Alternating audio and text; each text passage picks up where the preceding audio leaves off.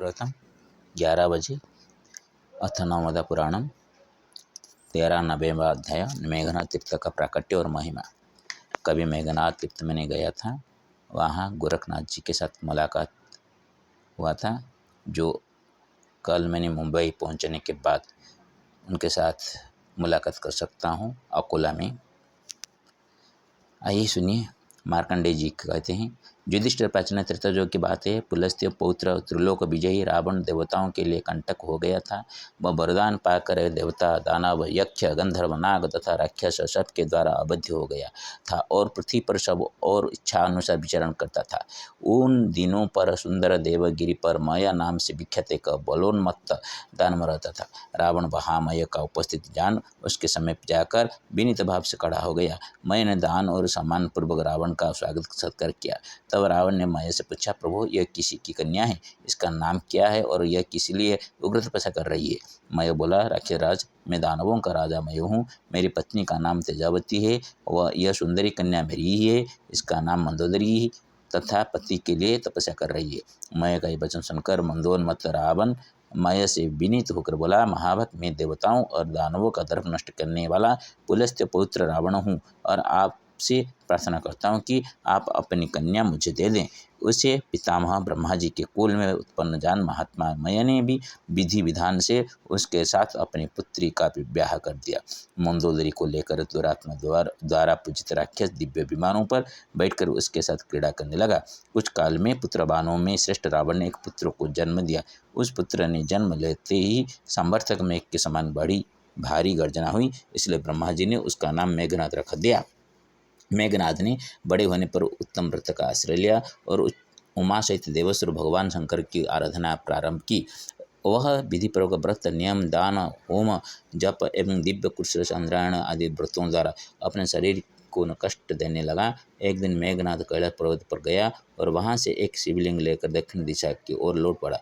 नर्मदा के किनारे पहुंचने पर उसने उस लिंग को एक स्थान पर रख दिया और स्नान करके महादेव जी का पूजन किया। फिर अपना जप पूरा करके जब वह लंका में जाने को उद्यत हुआ, तब उसने वहां पड़े हुए एक अन्य शिवलिंग को बाएं हाथ से उठाया। इस प्रकार जब वह पहले वाले और दूसरे शिवलिंग को भी भक्तिपूर्वक ले जाने लगा, तब महादेव जी का वह महालिंग नर्मदा के जल में गिर पड़ा और दूसरा भी नर्मदा के उत्तर तट पर गिर गया।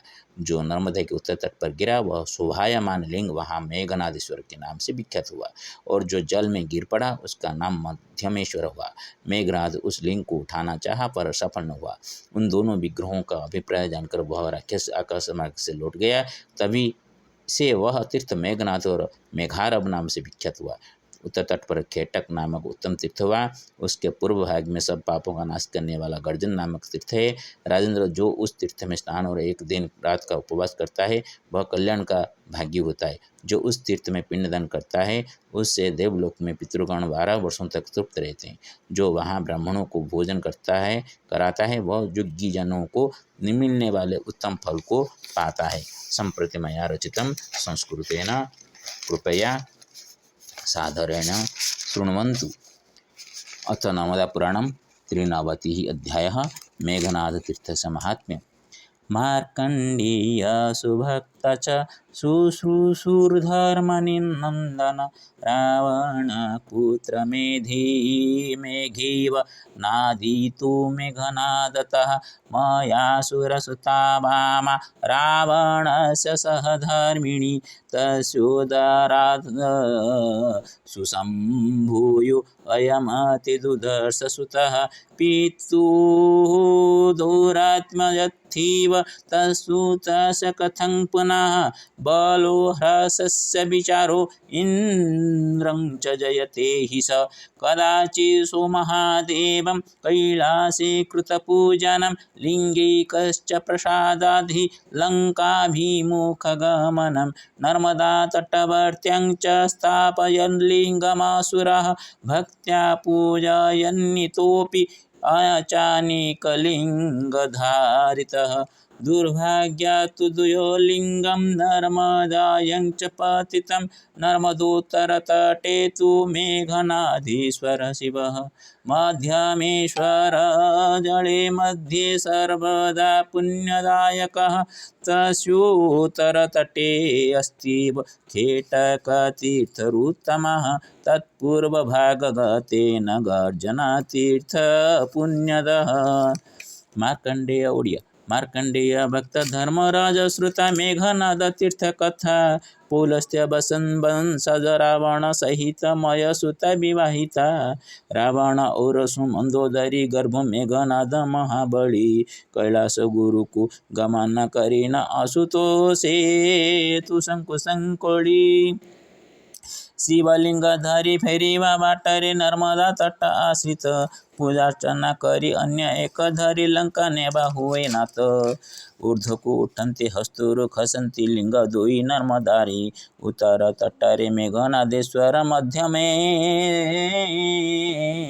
ईश्वर तरे वारे स्नान दान धर्म करी न मानव अशेष पुण्य लभाई उत्तर को पूर्ण खेटक तीर्थटी पितृ पुरुष तारई खेटक पूर्वरे गर्जन नामक तीर्थ एक पुण्यप्रद पितृपुरुषं को पिंड तर्पण रे तुसी हुआ सुखप्रद ओम अग्रम्यमाणर्वातामगं सिंहं शनभद्रमृतमृतमाम्यं सप्तमगं सिंहेन सप्तमके महालक्ष्मी नमस्तुते ओम नमो नर्मदाबुद्धेश्वराय नमो नमो नमो नर्मदाबुद्धेश्वराय नमो नमो नर्मदाबुद्धेश्वराय नमो नमो नर्मदाबुद्धेश्वराय ओम नमो नर्मदा सोमेश्वराय नमो नमो नर्मदा नागेश्वराय नमो नमो नर्मदा द्वारिकाधीशेश्वराय नमो नमः ओम नमः नर्मदाबुद्धेश्वराय नमो नमः सर्वशान्तिं कुरु प्रभु।